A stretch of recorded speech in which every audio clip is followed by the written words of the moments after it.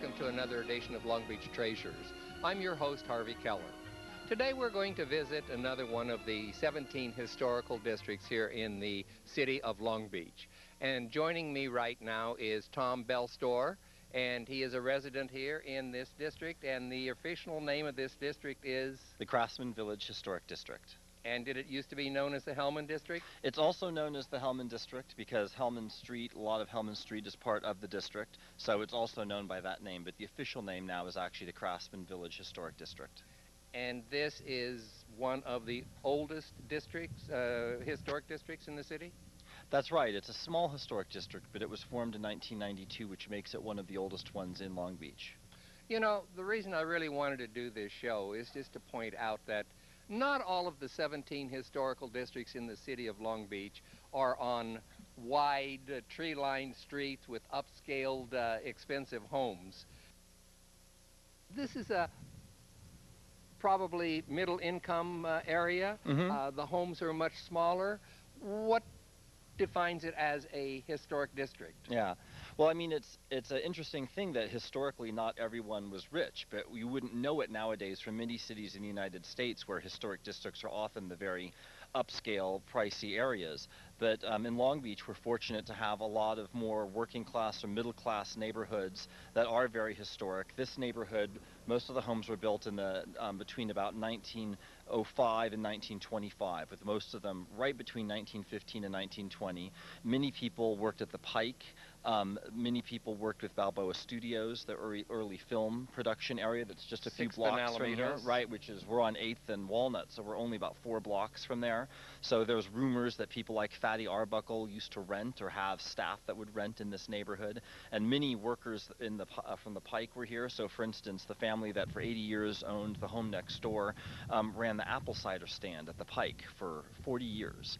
So this area does have a lot of history connected to Long Beach, and even though the homes aren't that large, many of them are 900 to 1,400 square feet. They've got a lot of character and a lot of history, and the neighborhood as a whole has a lot of interesting history. Now, you're a professor at the University of California at Irvine. You could live anywhere you wanted. Well, not quite. Why did you select this Why area? did we select here? I mean, an interesting thing that actually we've been talking to the city of Long Beach is that professors' salaries around the United States are about the same. So if I was back in Nebraska, where I'm originally from, my salary would probably allow me to have a pretty big house. But here in California, professors are often looking for affordable housing because, as you know, housing is so expensive in California. Actually, the next door neighbor that just bought last month is a professor at Cal State Long Beach. Now, I would have had the option of having subsidized basically housing on the UC Irvine campus. It's the only UC campus that actually provides that because of how expensive housing is in this area. But I didn't want to live right near campus in a very new house. I wanted to have a place with some character and some history. And I was really attracted to this part of Long Beach and to this neighborhood. And so it was a really good fit for us. What's the average price of a home here in your district? Well, I mean, it really varies. Right now, the homes are incredibly expensive, in my opinion. They're going for between about $450,000 and $520,000.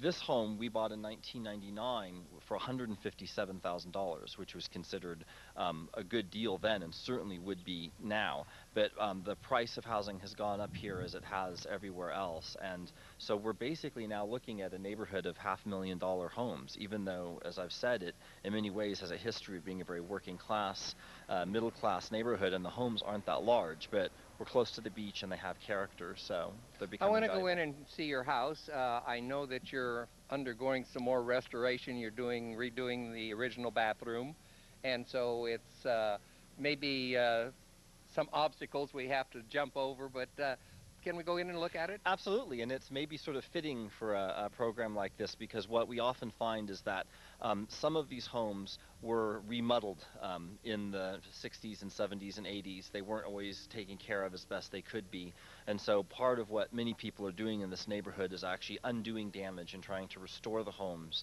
to make them as historical as can be. And I think you'll show us an example of that in a few minutes. Yeah. Let's go on in. Okay. Okay, now you said you've lived here since 1999? That's right. And the square footage of your home is? The main part of the home is around 1,100 square feet, I believe, and then we've made about a 500 square foot addition onto the back, where there actually had been an addition in the past that was not historic. Now, is this room basically original? This room is basically original. There's still popcorn on the ceiling that needs to come off, and when we moved in, there was carpet and siding on the walls and all of that, but we were very fortunate that the wood trim was never painted over. And so we know from some historical photographs that we have that that this is fairly original. And it was a man who was a real estate kind of guy, built this house with his wife and 3 daughters. One of the daughters, who's in her 80s now, has come back in the last couple years to see the house. So we know, for instance, that these shelves underneath here is where she kept her toys when she played as a girl. And this front bedroom was where she slept. Is this the, was this a bedroom in here? This was a bedroom. This was this was her bedroom, the daughter who came to visit. And there's a small secretary here. We're pretty sure that the home was never built with a fireplace. And those drawers underneath is where she kept her childhood toys. Can we go on back? Yep. Now, you said something about there used to be a window here or something? Right. There used to be a window here, and so one of the big remodeling things that we'll be doing, and hopefully within a year or so, is to reconstruct this kitchen. We won't make it exactly original because we know that this kitchen was originally 2 rooms. You can sort of see from this seam that the original kitchen ended right here. Kitchens were very small during that period. Well, that would have been a small kitchen, wouldn't it? And we actually know there was a very small kind of breakfast nook here where the family would sit, the 3 daughters and the mother and father would have to pull his chair out and block this doorway to sit for them to eat breakfast, we know. So it was very small and very cramped, and then this was a small utility room, and then these were the stairs to the original backyard. So when we reconstruct this kitchen, it will be to give it a 1920s feel, but we'll keep it full size. We won't go back to a half-size kitchen. I think you have some pictures here of your house, the original. Yeah, we can sort of set a couple of these here like this. This is the oldest photo that we have. This is from the daughter. This is probably from around 1920, 1921. So you can tell everything is very small. The trees haven't grown yet. And, but the house looks very similar to how it does today from the front, so we're very happy about that. This is probably from the mid-1930s, after the quake of 1933. We know that because the next door house that you can see is even with our house here, has by 1933 been moved to the back where it still sits to this day. So this is probably from the mid-30s, and these photos are from the late 1930s. Do you think your house was heavily damaged in the 33 quake? We know that it slid off the foundation, but there was not much serious damage to it other than kind of the brick oven in the back here being destroyed. They put it up on a new foundation, and when we did the building of this back room, we discovered a brick pathway that was buried about 12 inches under the ground over the years. And we know once again from the family that those bricks were the original foundation to this house. They took the broken bricks and made a walkway out of them. And so now I'm using them to make flower beds, and it's sort of interesting to know that those bricks once held up this house. And this room is an addition you put on back here? So this room was an addition that we added about 3 years ago. Oh, wow, this is quite large and nice, isn't it? Yeah, it's a great room. Roger Peter Porter was the architect who designed it, who's a well-known architect in Long Beach. I love his name, Roger Peter Porter. Yeah. And there were some additions made in the 1970s, very low, leaky rooms added on that we knew needed to be replaced. And with the amount of space that we had, we didn't want it to be any bigger than this because we wanted to keep some backyard. That's sort of a unique little area up. It is. Well, what happened is, with the architect's recommendation, we decided to do one large room because we didn't want to take up any more space in the backyard than the additions had already taken up. So we decided to do one large room, and cathedral ceilings like this were done during the arts and crafts period. They weren't necessarily always done on homes in this neighborhood, but they were done, and when they were done, they would be done with box beams, very much like you see here. And this loft area was not originally in the architect's drawings designed to be used. It was actually just the area above the laundry room and bathroom that had been added. But we realized it could support a person's weight, so we have a small office up there. And we actually had to order a library ladder all the way from New York. They're hard to find nowadays, but we had a library ladder added that rolls so that you can move to get access up there and can have a little area up there to work. So once again, this room is not historic in the sense it wasn't here originally, but we tried to make it look as historic as possible. Even details like what are known as flush pulls. This is how, if you had a cupboard in the 1920s, this kind of flush pull is what was used. So we tried to replicate the feel of a 1920s room as closely as possible, even though obviously this isn't historic. Especially if we take a look at the outside, we made it to match the front part of the house as closely as possible. Let's go out and look at the side of the house where we can really pinpoint what restoration is all about. Okay, okay. Do you want to take a look at the back real quick as well? We can while we're here. Yep, I can just show. If the light's right, you can see. These are some of these old bricks from the house mixed in there from the original foundation. But so if you look at the back of the house. Oh, it fits in very well with right. the front of the house. And this is all 3 years old. This is all new. But we went to the expense of having redwood siding and having the design match exactly what was in the original part of the house. So in a way, it isn't a restoration. This room is not original to the house. When the daughter walked into it, she almost fainted. She's like, this was not here. But we tried to make it respect the character of the house as much as possible. And this is an issue in this neighborhood more generally, because as I mentioned, this was a working class neighborhood, and many of the homes are quite small. Some of them are 900 square feet, 1,000 square feet. Many people want to add to the homes because they're so small. And what we want to try and avoid is some kind of McMansion effect where the historic character of the neighborhood and the scaling of the neighborhood is destroyed. But we understand, all of us in the neighborhood, that these homes are small and often people want to expand them. So we also did this as to try and show people in the neighborhood an example of how you can have a larger house. You can expand these homes that in many cases are quite small, but do so in a way that respects the character of the house and the feel of the neighborhood so everyone wins. Inside the great room, you have a feeling that it's new, but looking at it from this vantage point, you get the feeling it's old. That's our hope. That was the idea, is that especially from the outside, people, our neighbors or people in the neighborhood wouldn't feel like some new thing had been tacked onto the back of this historic home. All right, let's go check out the other one. Okay.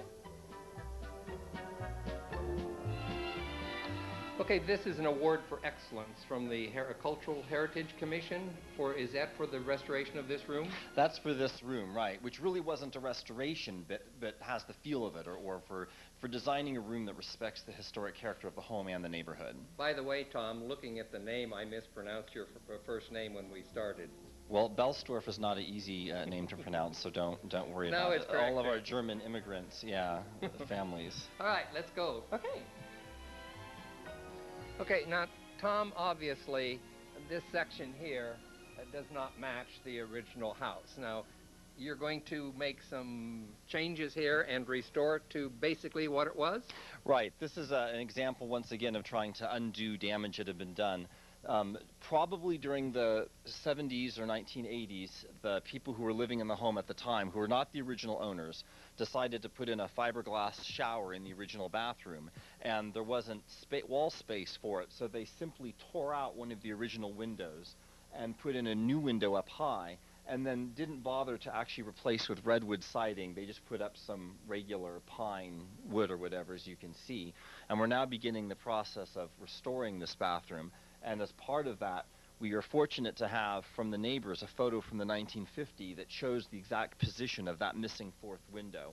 And from the 3 remaining ones, we'll be able to reconstruct a replica of the destroyed window and then add in redwood siding around it. So it will be as close as possible to the original look of the house. That's a great example of how restoration should be done.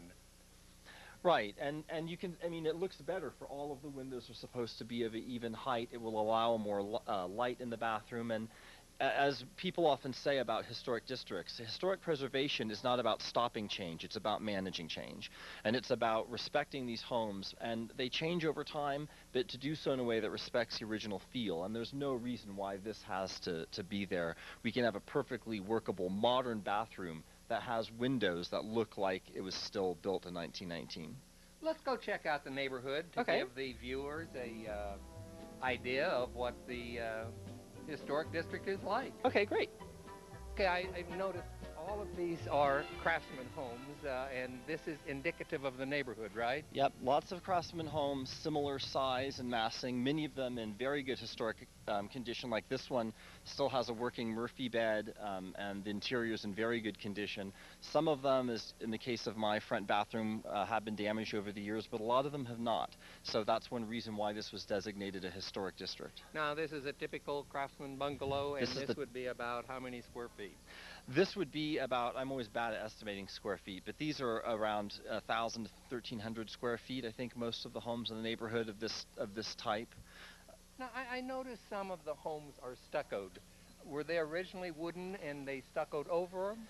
For the most part. Now, during the arts and crafts period, there actually was some stuccoing that would happen. It was often just up to about 8 feet that there would be some stucco, but it was fairly rare. So many of these, the stucco was added over the years, but once again, that's something that can be removed over time, and in many cases, it's actually preserved the wood underneath.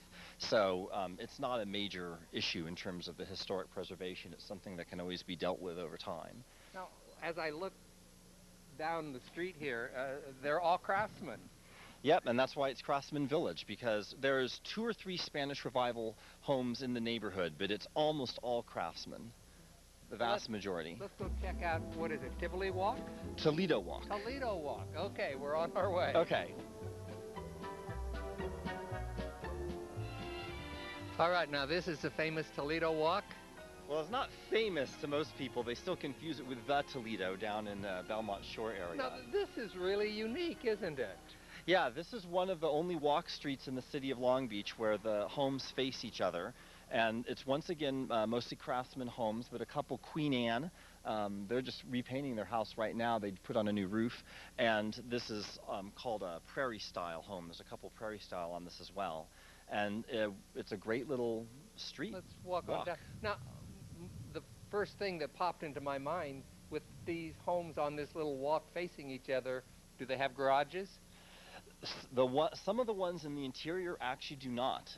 Some of them have very small yards. The ones on the ends, there's an alley that cuts through the middle of this, they have garages. But for instance, this home does not have a garage. I'm pretty sure this one doesn't either. But as you can see, there's a lot of people doing restoration work to their homes right here on the Toledo Walk, and it's really going to improve it. It's really a wonderful little gem that we have in this historic district. You know, some people may think that this may not be the safest neighborhood in the city of Long Beach. What's the, give me your feel on it. Well, you know, Long Beach is a city. It's an urban environment, definitely. And one thing that we've struggled with is the attitude that, you know, oh, this is a ghetto area, this is a dangerous area, this is a bad area. But in terms of what we see in the neighborhood, the reality is that it's a diverse neighborhood, and that if you go to the trouble of educating people about historic preservation, whatever their own background, they care about it. They care about their homes and they want to improve them. And we do a lot of stuff with our historic district group in terms of, you know, watching out for each other's homes or worrying about those kinds of issues of crime. But it's really no worse here than it is anywhere else, I don't think. You know, I'm happy walking around here at night. We really work together, and we're really trying to work against that image that all of downtown Long Beach is struggling with, that it's not a safe area. It's still that legacy of suburban flight. But what we find is that it's a very tight-knit neighborhood where people really take care of each other, and, you know, I could choose to live in Irvine, but I don't. I like living here. Toledo Walk ended at 7th Street? Toledo Walk runs between 7th and Hellman, and it's a very old street. There's some folks who have memories of World War II servicemen lining up down the walk to go ship out.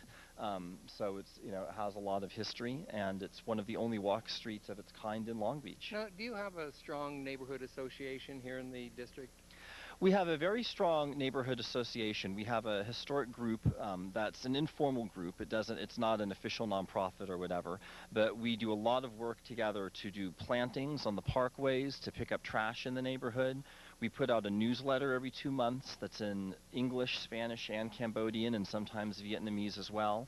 And so we're going to do a yard sale in a couple weeks. So we do a lot of different things to bring the neighborhood together that isn't always about historic preservation only. We do a lot of different kinds of events, but historic preservation is definitely, we found it to be a very useful tool for preserving the neighborhood, but also for bringing neighbors together. You know, when we were walking over here, I noticed that they had the street blocked off with some basketball courts and stuff. What was that all about? Well, an issue that once again isn't specific just to this historic district, but to this whole area is that there's a real shortage of park space. Bixby Park is quite a ways away. There aren't any parks nearby, and it's a real, issue for kids in the neighborhood. And so one thing we've been looking into is trying to create more even pocket parks or taking over some abandoned lots to make park space, because this neighborhood doesn't have a lot of park space, and so that's something that we've been working on. Let's go back. I think we have one other place to check out. Great. Okay, we're at another home right now, and we're going to see an example of an addition that almost looks like it belongs. Yeah, another great example of someone who made their home larger but did so in a way that really respects the look of the original house and looks wonderful, as you'll see. Well, let's go in and look at it. Ah, and here's the homeowner now. This is Michelle. Hi, Michelle. Hello. You did an excellent job of recreating what looks like an authentic original room. Thank you very much. It took a lot of blood, sweat, and tears, but we did do it. We built this room because we went to South Dakota to pick up my grandmother's furniture, and it's about 100-year-old Rush furniture. Wow. And we were either going to move to another neighborhood with another bedroom or another room, or add on. So we decided to add on this room so we could put her furniture in here. And let's introduce him. This is Alex, my son. Hi, Alex. Hello. Yeah, we got the crown moldings at Design Build Classics. Should we name places? Sure, that's and fine. Windows from Castillo Sash and Window. I have the same molding in a lot of my house, a lot of my rooms in the house. Okay, and I just really, that's what really caught my eye, is how you've recreated that old-fashioned molding. Yeah, exactly. And I always admired, it was another neighbor's, I guess that's called a slipper chandelier, and I always admired that, and hers, and I just loved it. So I bought that from Rejuvenation Lighting, I think it's called, and I love that. So. Now, how long have you lived here? About 14 years. And the square footage of your house is? I think it's 1237 with this okay. addition. And you're very active, I understand, in the neighborhood association. Yeah, ever since we moved in here, we've been working to try to improve the neighborhood, and started off as a neighborhood watch group, and then we eventually became a historic district, and we've been working hard ever since.